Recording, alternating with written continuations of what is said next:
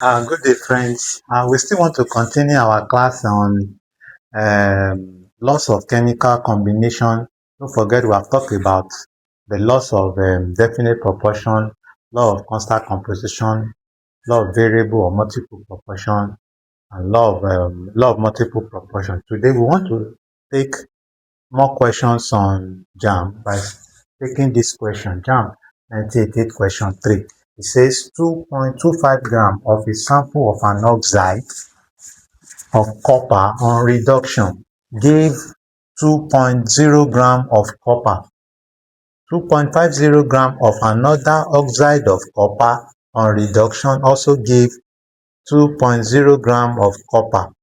These results are in accordance with the law of constant composition, conservation of matter, multiple proportion, and definite proportion. So we want to solve the question. So we know the formula that the mass of the compound over mass of metal, if they are equal, then it is the law of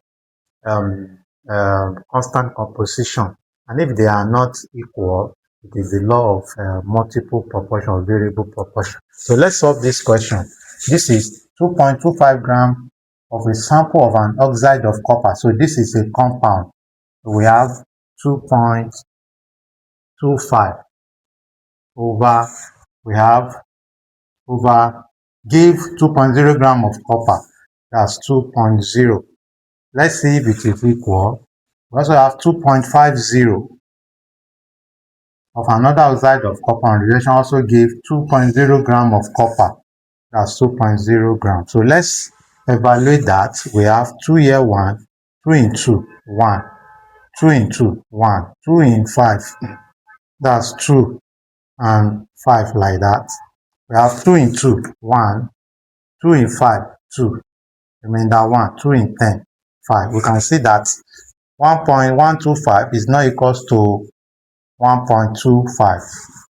So since they are not equal, this is not equal, then it is the law of multiple proportion or law of variable proportion. The information I've shared here is very, very important.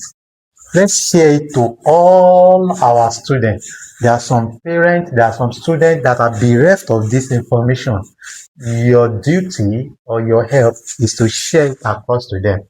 Hope you are getting something in this video. See you in my next video. Bye.